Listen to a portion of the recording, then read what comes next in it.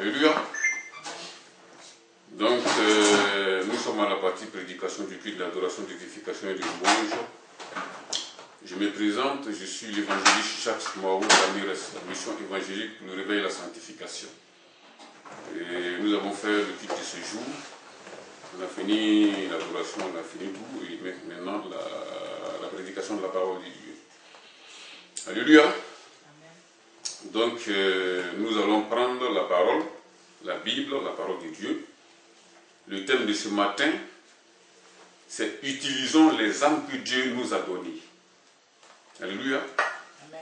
Nous sommes des chrétiens engagés. Un chrétien né de nouveau est un chrétien engagé.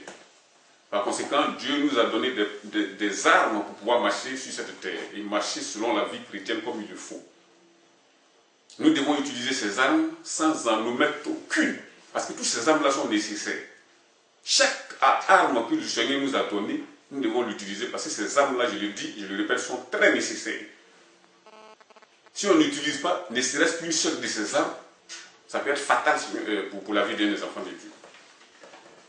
Alléluia. Nous allons prendre donc la lecture dans Éphésiens 6, 10 à 18. Le sous-thème, je pourrais dire même le thème de ce message, moi j'ai utilisé ce message, utilisons les armes que Dieu nous a données. On peut aussi dire les armes spirituelles du chrétien. Éphésiens 6, 10 à 18.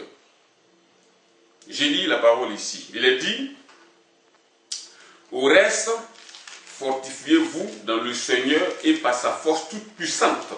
Revêtez-vous de toutes les armes de Dieu afin de pouvoir tenir ferme contre les ruses du diable. Car nous n'avons pas à lutter contre la chair et le sang, mais contre les dominations, contre les autorités, contre les princes de ce monde de ténèbres, contre les esprits méchants dans les lieux célestes. C'est pourquoi tenez ferme, c'est pourquoi prenez toutes les armes de Dieu, afin de pouvoir résister dans les mauvais jours et tenir ferme après avoir tout surmonté.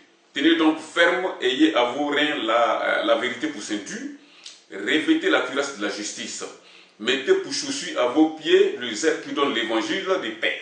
Prenez par-dessus tout cela le bouclier de la foi avec lequel vous pourrez éteindre tous les traits enflammés du mal. Prenez aussi le casque du salut et prenez l'épée de l'esprit qui est la parole de Dieu. Faites en tout temps par l'esprit toutes sortes de prières et de supplications. Veillez à cela avec une entière persévérance. Alléluia. Donc nous venons de faire la lecture. Pour entrer maintenant dans le vif du sujet, nous allons prier pour le prédicateur. On va prier pour la prédication et aussi pour le prédicateur. Comme je l'ai toujours dit, nous ne sommes que des instruments entre les mains du Seigneur Jésus-Christ. Nous ne sommes que des instruments entre les mains du Seigneur. Personne n'est indispensable à Dieu. Dieu fait son œuvre par des serviteurs. Ce n'est pas nous qui travaillons. Nous allons donc prier. Père Céleste, je te remercie sincèrement pour ta grâce et ta miséricorde, pour tout ce que tu fais constamment pour tes serviteurs que nous sommes. Je viens de le dire, Seigneur, nous ne sommes que des instruments entre tes puissantes, mais c'est toi qui utilises et tenir au Dieu tes enfants. Nous ne sommes pas capables de tenir au Dieu d'ouvrir la bouche, Seigneur, pour parler de toi. Nous ne sommes pas qualifiés pour ça. Personne n'est indispensable de tenir au Dieu à toi, et personne n'est tenir au Dieu de faire ton œuvre sans toi. C'est toi qui nous utilises. Pour ceux qui me connaissent, Seigneur, ils pourront peut-être être étonnés de ce que je prends la parole comme ça de ta part. Mais ce n'est pas moi qui parle, c'est Jésus qui parle. C'est pour cela que je te rends louange et honneur pour tout ce que tu fais par la louange de la possibilité que Seigneur te bénisse dans toute situation. J'ai été remis la prédication et tenez aujourd'hui aussi le prédicateur en tes puissantes mains, afin, Seigneur, de nous parler, de nous instruire. Parce que nous savons, tenez le Dieu, que sur cette terre, tenez le Dieu, il n'y a que ta parole, tenez le Dieu, qui nous nourrit convenablement. C'est vrai que nous devons nous nourrir corporellement, mais nous devons aussi nous nourrir et tenir au Dieu, surtout par ta parole, afin que nous puissions nous maintenir en vie et que tu viennes nous trouver et tenir au Dieu, Seigneur. Père, dans le Nord, nous te bénissons pour tout ce que tu fais. J'ai été remis donc toujours en tes puissantes mains afin de tout guider. Merci pour le prédicateur, merci aussi pour la prédication. Sois béni au nom de Jésus-Christ. Amen. Amen. Donc tout à l'heure, j'ai fait la lecture dans Éphésiens 6, 10 à 18. Le thème, je le répète encore, c'est « Utilisons les armes que Dieu nous a données ». Je pourrais aussi utiliser ce message, l'arme du chrétien, les armes spirituelles du chrétien. Au reste, fortifiez-vous dans le Seigneur et par sa force toute puissance. Revêtez-vous de toutes les armes de Dieu afin de pouvoir tenir ferme contre les ruses du diable. La vie chrétienne, c'est une vie mouvementée, comme on pourrait le dire. D'autres pourraient dire que c'est une vie difficile, mais moi je dirais que ce n'est pas une vie difficile, parce qu'une fois que tu es dans les mains du Seigneur, c'est lui qui dirige tout. À moins que tu n'es pas né de nouveau. Parce que si tu es né de nouveau, une personne est née de nouveau. Elle va se laisser diriger par le Seigneur. C'est vrai que nous devons prendre toujours notre croix de chaque jour. Il faut prendre la croix de chaque jour, effectivement. Peut-être c'est pour cette raison que certains disent que c'est difficile ou pas. La croix, c'est Jésus qui l'a déjà portée. Nous ne faisons que le suivre. Alléluia. Fortifiez-vous dans le Seigneur et par sa force toute puissance. C'est lui qui fait, c'est pas nous. Par sa force toute puissance. Revêtez-vous de toutes les armes de Dieu afin de pouvoir tenir ferme contre les ruses du diable. Parce que le diable est sincèrement rusé. Lui, il ne vient pas à visage découvert pour faire ses œuvres. Il fait ses œuvres d'une manière subtile et cachée. Avec ruse. On a entendu beaucoup de serviteurs de Dieu qui sont tombés dans la fornication, dans le péché de toutes sortes. Pourquoi? Parce que le diable vient avec ruse. J'ai entendu le témoignage d'un frère nigérien qui, lorsqu'il se met en prière, le démon de l'enfer tremble. Donc, qu'est-ce que Satan a fait? Il est venu en personne pour pouvoir faire tomber ce frère, qui était pourtant marié. Hein. Il avait ses enfants à la maison, sa femme, et un jour, il allait quelque part.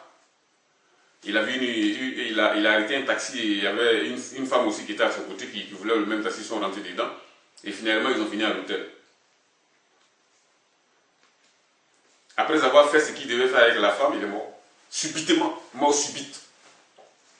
Le diable est venu personnellement pour pouvoir faire tomber ce frère. C'est pour cela qu'un enfant de Dieu doit veiller et utiliser toutes les armes de Dieu. Les temps sont si mauvais à tel point que ce n'est pas tous ceux qui sont dans les rues qui marchent qui sont réellement des hommes physiques. Le diable peut se manifester physiquement et venir sentir les gens. Je le répète, le diable peut venir physiquement tenter des gens. J'ai écouté dernièrement un témoignage du pasteur Paul Ricard. Ils sont allés à l'ambassade pour chercher un visa pour venir pour la France. Qu'est-ce qui s'est passé? Il y a un monsieur qui est venu bien habillé en costume là, qui est venu les aborder. En disant, mais vous allez vous? Maintenant le pasteur a dit, c'est pas que c'est le pasteur ou sa femme, Linda, qui a dit non, nous voulons aller à la France, en France, et on cherche le visa pour aller en France. Il dit, mais je vous connais. Vous avez pourri le Nigeria de toutes vos doctrines. Hein? La France m'appartient, je suis Lucifer et je suis fier de mon nom. Vous allez là-bas encore pour pouvoir gâter mon travail que j'ai fait depuis des générations. Ça ne va pas se passer comme ça, vous n'allez pas avoir le visa. Maintenant, bon, eux, ils étaient là si étonnés pour voir un homme en chair et d'os qui était là physiquement en train de les parler, qui dit qu'il est Lucifer. Maintenant, au moment où ils étaient en train de parler, brusquement, il a commencé à courir rapidement, à quitter à leur présence. Et ils se sont étonnés en disant, mes frères, on est en train de parler, on n'a pas encore fini, tu es en train de courir, tu vas où? Maintenant, qu'est-ce qui s'est passé? Madame Rika s'est retournée pour regarder en arrière, elle voit Jésus-Christ. Quelqu'un qui venait aussi, qui est venu, elle voit Jésus-Christ. Elle a compris maintenant pourquoi le diable fuyait. Et ils sont donc partis, ils ont déposé leurs documents, ils ont eu le visa, ils partaient. Et Jésus est venu les réconforter dans la voiture. En disant, je suis fier de ce que vous faites, continuez. Allez-y pour passer la parole partout. Personne ne pourra vous en empêcher tant que je suis là. Vous voyez? On doit utiliser les armes de Dieu en toutes circonstances et rester éveillé. Nous sommes à la fin des temps, donc les choses vont en s'accélérant. Alléluia. Amen. Revêtez-vous de toutes les armes de Dieu afin de pouvoir tenir ferme contre les ruses du diable. Ce n'est pas une seule ruse. Il vient de toutes les façons, de toutes les manières possibles pour pouvoir faire chuter les enfants de Dieu. Alléluia. Amen. Il est dit dans le verset 12 ici, car nous n'avons pas à lutter contre la chair et le sang, mais contre les dominations, contre les autorités, contre les princes de ce monde, des ténèbres, contre les esprits méchants dans les lieux célestes. C'est pourquoi tenez toutes les armes de Dieu afin de pouvoir résister dans les mauvais jours. Car nous n'avons pas à lutter contre la chair et le sang. On n'a pas affaire à des hommes physiques. Quand tu as affaire à des hommes physiques, et quand on voit des païens qui sont là se confronter entre eux, ils font des histoires, ils se portent les mains et autour. Nous, notre cas, c'est pas ça. Vous allez voir tout à l'heure, je vais en venir. Les armes de Dieu sont spéciaux. Ça n'a rien à voir avec les armes que nous connaissons sur la terre. Nous n'avons pas à lutter contre la chair et le sang. Nous avons à lutter contre qui alors? Puisque nos ennemis ne sont pas faits de chair et de sang. C'est des esprits, mais des esprits mauvais. Il n'y en a pas de bons esprits dans les esprits mauvais. Ils sont tous mauvais. Il y a deux catégories d'esprits. Je dirais même qu'il y a deux catégories d'anges. Il y a les anges de Dieu et il y a les anges du diable. Nos adversaires ne sont pas les anges de Dieu. Nos adversaires sont les anges du diable, c'est-à-dire les démons et le diable lui-même.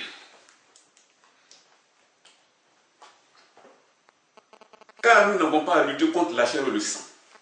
Nous avons à lutter contre ces démons-là, contre le diable et ces démons.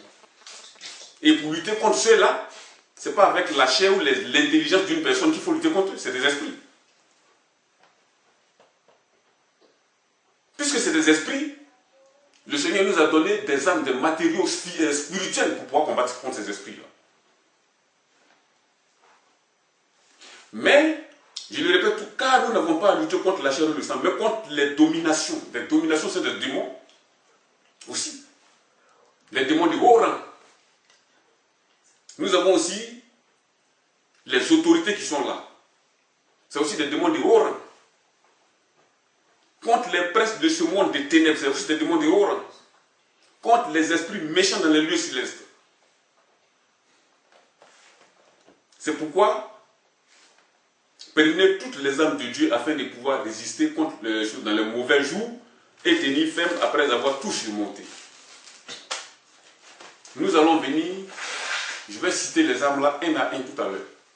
Ça va peut-être choquer d'autres personnes, mais c'est la réalité, c'est la vérité. Ces armes là sont spéciaux. Vous voyez, je viens immédiatement dans le verset 14 du chapitre 6 d'Éphésiens. Tenez donc ferme, ayez à vos reins la vérité. Ça, c'est la toute première arme que le Seigneur donne. La toute première arme, la vérité. Vous vous souvenez, le diable est le père du mensonge. Et puisqu'il est le père du mensonge, quiconque ment est immédiatement son enfant. Vous voyez? La toute première arme, ce n'est pas par hasard, ça a été cité en tout premier. La toute première arme dont la Bible vient nous parler, c'est la vérité. Tenez donc ferme à vos reins la vérité pour ceinture, la vérité. La dernière fois que j'étais au travail, j'ai parlé de Jésus-Christ à un ami qui est d'origine musulmane. Je lui ai dit, mais mon frère, je te conseille de dire souvent la vérité parce qu'à chaque fois, quasiment, lorsque tu ouvres la bouche, tu mens. Hein? Quand il y a quelque chose, il y a un problème, il faut dire la vérité, les gens vont avoir des crédits pour toi, ils vont te prendre en considération. Ils vont dire, mais bon, écoute, est-ce que c'est vraiment réel qu'un homme sur la terre ne puisse ne pas mentir? C'est pas possible. Je dis, mais si tu te remets entre les mains de Jésus, c'est possible.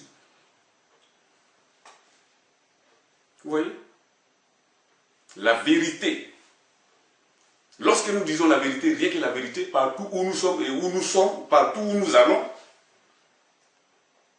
et que les gens nous savent comme nous sommes comme ça, ils savent que nous sommes de cette nature, la confiance s'installe d'elle-même. Les gens même vont te confier des choses qu'ils ne peuvent même pas confier à leur père, ou bien à leur mère, ou bien à leurs parents.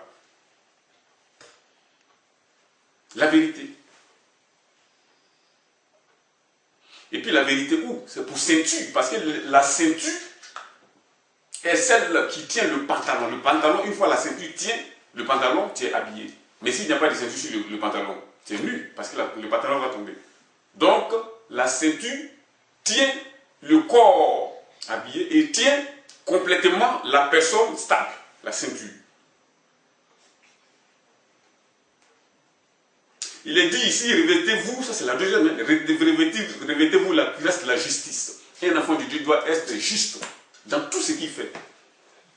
Pas dans quelque chose, dans quelques habitudes, mais je dis bien qu'il doit être juste dans tout ce qu'il fait, la justice. La justice c'est quoi? c'est de juger justement, de faire toutes choses avec justice. Ces deux premières armes que je vais vous dire, lorsque tu les pratiques, l'entourage dans lequel tu vis ne plaisante pas à toi parce qu'ils savent que cet homme est réellement engagé et qu'on peut prendre exemple sur lui. Et ainsi, en marchant de cette manière-là, tu rends gloire à Dieu.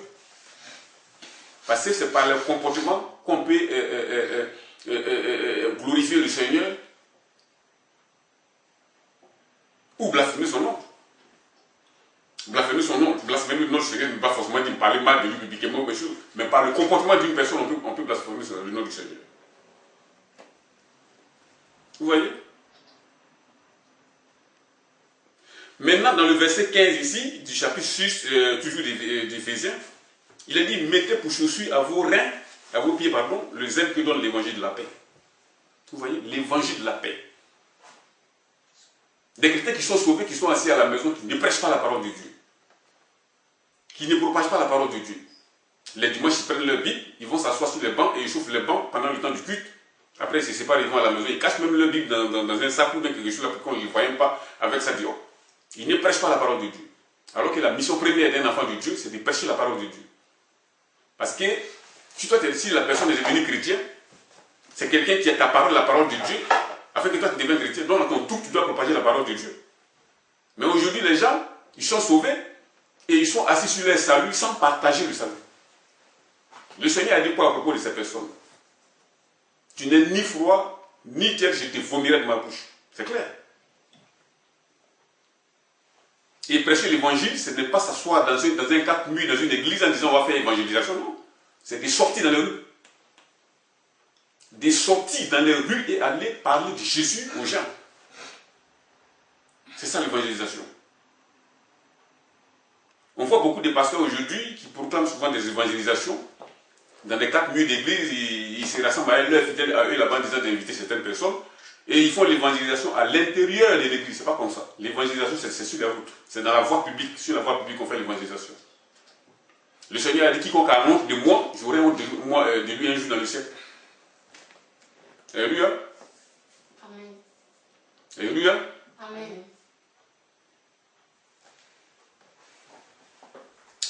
Donc, j'étais où? Donc, tenez ferme, ayez pour ceinture à vos reins. Pour ceinture, revêtez la cuirasse de la justice, mettez pour chaussure à vos pieds le zèle que donne l'évangile de la paix. Prenez par-dessus tout cela le bouclier de la foi avec lequel vous pourrez éteindre tous les traits enflammés du malin, le bouclier de la foi. Alléluia. Amen. Sans la foi, on ne peut être agréable à Dieu. C'est vrai que ce n'est pas la foi c'est Jésus qui nous sauve. Ce n'est pas les œuvres qui nous sauvent, c'est la foi en Jésus qui sauve. Donc, on doit complètement avoir la foi en qui? En Jésus-Christ. Si tu n'as pas la foi, ce n'est pas la peine d'être chrétien. Parce que même un bébé a la foi. Lorsque le bébé naît, il fait les 4 pattes. Avant de faire les 4 pattes, il met un genou devant l'autre. Et puis l'enfant, c'est par la foi qu'il met un autre genou et il suit maintenant un autre genou suit. Après, il marche. C'est par la foi qu'il se tient debout. Et qui prend un pied pour placer devant l'autre et finalement marche. Tout se fait par la foi sur la terre. Si un homme n'a pas la foi, il ne peut jamais monter dans sa voiture pour la conduire. Parce qu'il va dire, ah, je n'ai pas la foi, je vais faire un accident sur la route, il ne va pas monter. Si un homme n'a pas la foi, il ne peut même pas manger. Parce qu'il va dire, je vais prendre cette nourriture-là, je vais la avaler, peut-être je vais mourir, il ne va pas manger. Mais la foi dont je parle, c'est la foi en Jésus. Donc ça veut dire qu'on fait tout par la foi, mais la foi dont je parle ici, c'est la foi du salut en Jésus-Christ. Et cette foi-là, c'est une foi salvatrice en Jésus-Christ. Ça veut dire qu'il met toute sa confiance en Jésus-Christ, toute son âme entre les mains de Jésus. Et tu as confiance en lui. On a vu des chrétiens qui ont peur d'aller au village, parce qu'ils n'ont pas la foi. Ils se disent sauvés, mais ils ont peur des sorciers. Ils oublient que Jésus-Christ est au-dessus des sorciers. Ils n'ont pas la foi. Ils ne peuvent pas aller au village. Il y a des gens qui passent des concours qui n'ont pas la foi. Ils ont passé le concours, ils savent qu'ils ont bien travaillé, mais ils n'ont pas la foi pour dire en eux-mêmes que Jésus va faire le reste et ils seront admis. Ils n'ont pas la foi. Il y a d'autres qui sont gravement malades, ils n'ont pas la foi, assez suffisamment de foi pour avoir confiance en Jésus pour les guérir. Ainsi, ils limitent la puissance de Dieu. Ils oublient que Dieu tout-puissant est tout-puissant et que rien ne lui est impossible. Il n'y a pas de maladie ni quoi qu'il se passe sur la terre qui peut lui résister. Rien. C'est pour cela qu'il est dit d'avoir complètement la foi en lui. Parce que si tu n'as pas la foi en lui, c'est pas la peine. Parce que Dieu ne peut pas travailler avec quelqu'un qui n'a pas la foi. Dieu travaille avec celui qui a la foi, celui qui a confiance en lui. Pourquoi? Parce qu'après lui, il n'y a pas un autre plus puissant que lui. Il est le top de la puissance. Et lorsque tu n'as pas foi en lui, lui n'a rien à voir avec toi. C'est comme ça. Alléluia. Amen. Donc on continue ici. Dans le verset 17 du chapitre 6 d'Éphésiens aussi toujours. Dans le verset 17, il a dit, prenez aussi le casque du salut et l'épée de l'esprit, qui est la parole de Dieu. Le casque du salut, c'est quoi? L'épée de l'esprit, c'est quoi? Ça, c'est la parole de Dieu. Le casque du salut et l'épée de l'esprit, c'est la parole de Dieu. Le casque du salut, lorsque tu le revêts sur ta tête, parce que le casque, on le pose sur sa tête, aucune autre doctrine ne peut venir te gêner. Aujourd'hui, le monde est extrêmement dangereux parce que nous avons beaucoup de doctrines. Il y a des doctrines de témoins de Jéhovah, il y a des doctrines de Barnamis, il y a des doctrines de Neuf, il y a tellement de doctrines qu'on ne peut pas s'en sortir. Si tu n'es pas vraiment averti et compter sur la parole de Dieu, tu peux te perdre dans toutes ces doctrines-là. Il y a même des doctrines maintenant de l'évangile de la prospérité. Tu seras béni par là, tu seras béni par ci. Ils ont oublié la mission première de Jésus. La croix. Ils ont oublié la croix. Et ils prêchent d'autres doctrines maintenant. Donc il faut un casque sur sa tête pour que cette doctrine-là ne rentre pas. Le diable s'échange en ange de lumière pour venir prêcher d'autres choses que la parole de Dieu. Alléluia. Amen. Donc il faut avoir un casque. L'épée de l'esprit, qui est la parole de Dieu. Il y a aussi une arme, l'épée de l'esprit, la parole de Dieu. Nous avons vu que lorsque Jésus était confronté à Satan, après avoir fait les 40 jours de jeûne, Satan est venu le tenter. Mais le Seigneur a répondu par quoi? Par la parole, l'esprit, par la parole, l'épée de l'esprit. Quand le diable lui parle, lui aussi, il répond par la parole. Et finalement, qu'est-ce qui s'est passé? Satan a disparu, il est parti. C'est pour cela qu'il faut apprendre la parole de Dieu par cœur, les versets par cœur. Afin que dans les mauvais jours, lorsque tu seras confronté à ce genre de choses, les réponses viennent simultanément. Et tu réponds immédiatement. Je me souviens un jour, j'étais confronté à une situation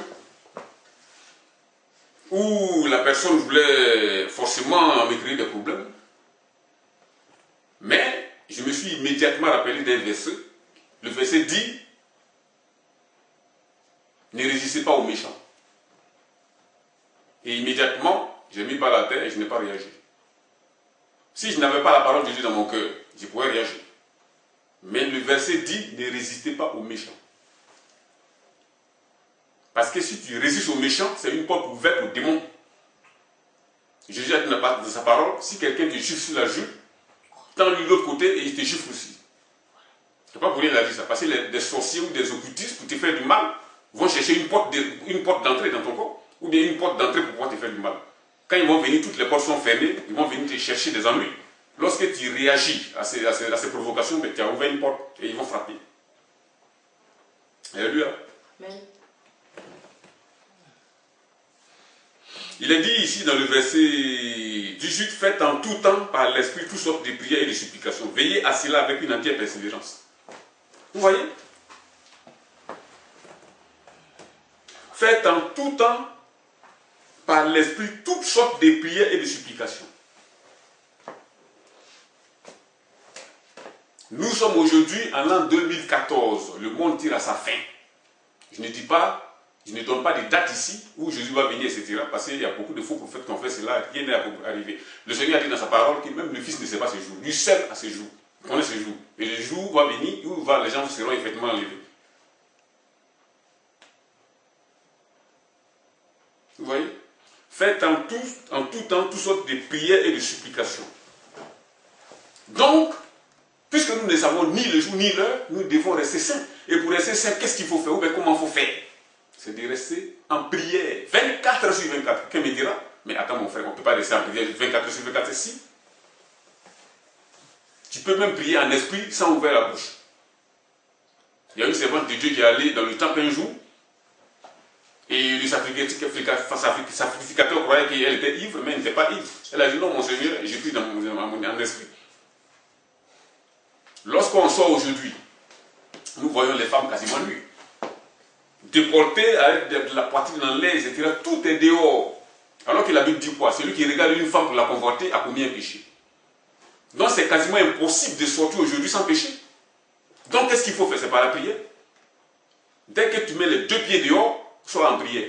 Une fois ton esprit est occupé par la prière, toutes ces choses-là ne sont plus rien pour toi. Alléluia. Amen.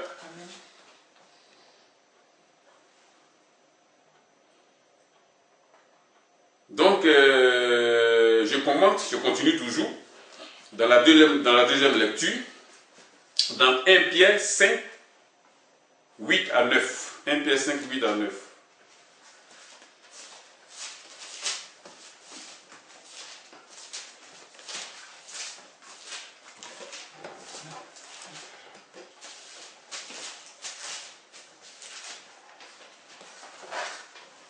Pierre 5, 8 à 9.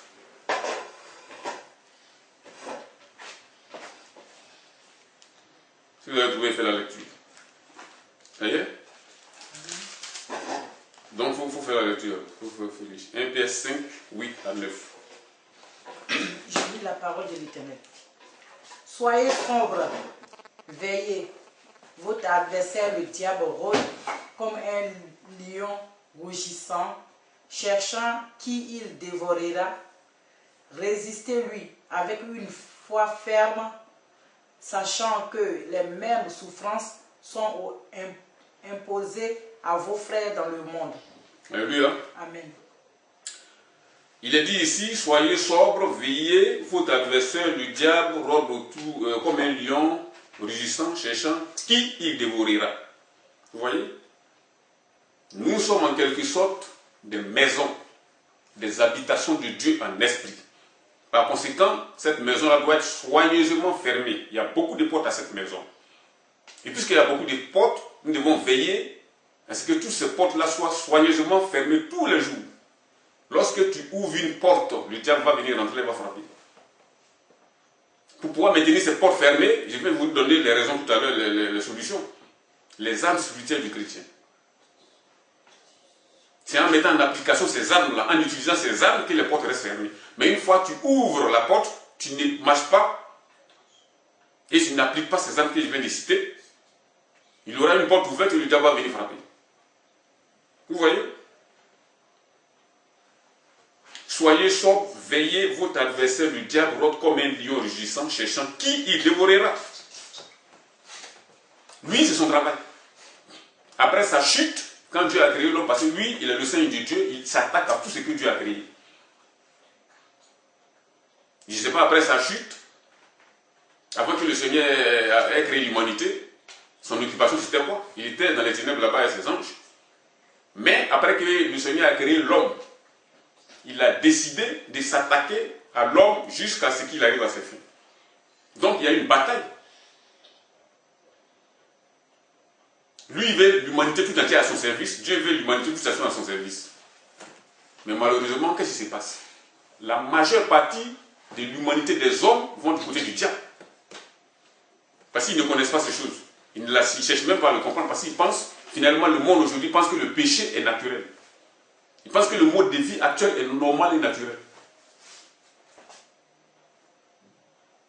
Votre adversaire, le diable, rôde autour de vous comme un lion. Pas comme le lion de la tribu de Juda, mais comme un lion. C'est-à-dire, lui, il est le singe, il fait comme, mais pas le lion lui-même. Le lion, le vrai lion, c'est Jésus-Christ. Mais lui, il rôde comme un lion. Et puisqu'il est confronté à des gens qui n'ont pas la foi et qui ne sont pas en Jésus, dès qu'ils voient l'apparence d'un lion, ils vont s'effrayer tout de suite, et puis il va frapper. Mais celui qui a Jésus-Christ sait que le véritable lion, c'est Jésus. Et s'il y a une contrefaçon du lion qui vient, ils sauront tout de suite que ce n'est pas le vrai lion et ils vont l'affronter avec la parole. Alléluia. Amen. Je continue ici. Dans le verset 8b, cherchant qui y dévorera. Vous voyez? Cherchant qui y dévorera. Lui, il ne s'amuse pas. Quand tu ouvres la porte, il vient, il frappe, il dévore et puis il détruit tout, il s'en va. Lui, il cherche à dévorer son monde. Jésus, lui, il construit, il cherche à construire, à amener les âmes dans la paix et la gloire au ciel avec lui. Mais lui, il cherche à dévorer pour amener les hommes en enfer avec lui. C'est son travail. Alléluia. Amen.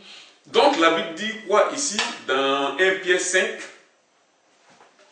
verset 9. Résistez-lui avec une foi ferme, sachant que les mêmes souffrances sont imposées à vos frères dans le monde entier. Résistez-lui avec une foi ferme. Je l'ai dit tout à l'heure. La foi est comme un bouclier. Une fois que tu es revêtu de la foi, personne ni rien ne peut, quoi que ce soit, rien ne peut t'arriver. Parce que tu dis dans ton cœur que Jésus est plus puissant que tout. Rien d'autre ne peut t'effrayer. Lui, le diable vient avec des apparences. Je l'ai dit tout à l'heure, il vient comme un lion alors qu'il n'est pas le lion. Il peut même venir te faire des menaces physiques. Mais il ne faut jamais céder en aucun cas, en quoi que ce soit. Compte seulement sur le Seigneur va faire le reste. Alléluia. Donc, on va faire la troisième lecture ici dans Romains 13, 12 à 14. Romains 13, 12 à 14.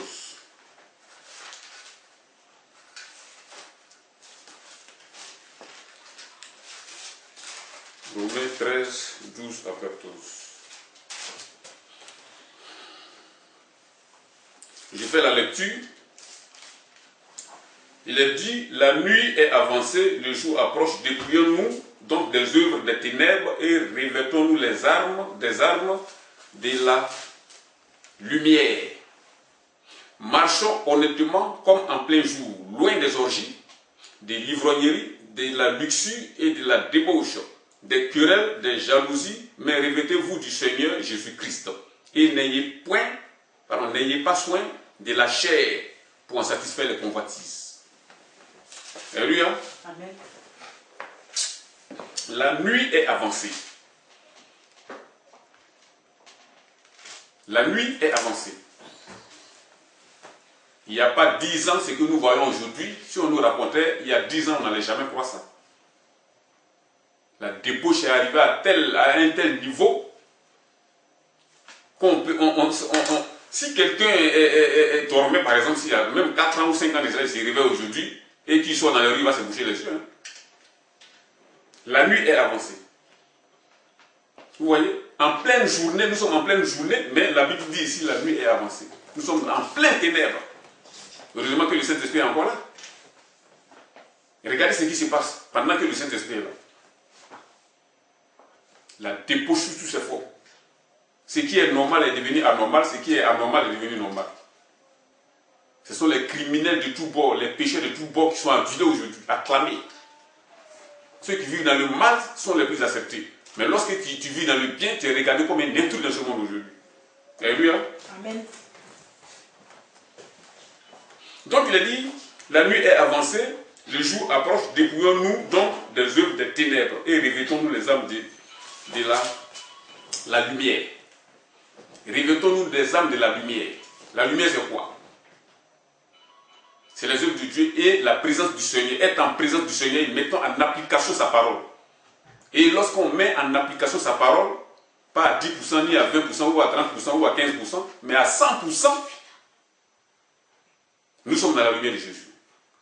Sans fléchir, s'il vous plaît. Marchons donc honnêtement comme en plein jour.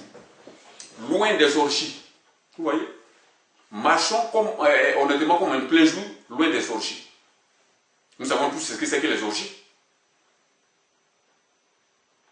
Lorsque vous êtes dans un service, ou bien dans un entourage, ou bien dans un environnement qui vit dans les orgies, l'enfant de Dieu, le né de nouveau, c'est ce qu'il a fait. Il n'a pas à se compromettre ou à se confondre au milieu de ces gens, mais il doit quitter là rapidement. Alléluia. loin des orgies et des l'ivrognerie. L'ivrognerie, c'est l'abus d'alcool. Les gens qui boivent plus qu'il n'en faut. Nous devons éviter même de marcher avec ces personnes, après plusieurs avertissements dessus. Toujours en les annonçant l'évangile. Et aussi, on doit éviter la luxure. On doit aussi éviter la débauche. La luxure n'est pas de Dieu. Jésus n'était pas habillé par des magnifiques habits ou d'appareils où il était dans des carrosses et autres. Non, il n'était pas habillé comme ça. Et il ne menait pas brillante vie. Il faisait le nécessaire sur la terre. Sa première préoccupation, c'était quoi? C'est de reprendre la parole de Dieu et de faire son œuvre sur la terre. Nous devons éviter aussi des débauches, des querelles, des jalousies. Ça, ce sont des choses qui sont communes aux païens qui ne connaissent pas Dieu. La débauche, la jalousie. Mais nous devons plutôt nous revêtir du Seigneur Jésus-Christ, le Fils de Dieu. C'est lui que nous devons nous revêtir. On ne devait surtout pas avoir soin de la chair. C'est vrai que nous vivons encore sur cette terre, nous avons des besoins, c'est vrai. Mais nous ne devons pas nous occuper uniquement que de la chair. Nous devons nous préoccuper primairement du royaume des cieux. Ensuite, les autres choses ensuite vont suivre. C'est ce que le Seigneur nous a toujours conseillé. Alléluia. Amen. Donc, c'était cette courte parole que je vous ai emmenée ce matin, de la part du Seigneur Jésus-Christ. C'est l'évangéliste Jacques Marot de la mairesse de la mission évangélique pour le réveil et la sanctification. Je vous remercie. J'ai pris 36 minutes.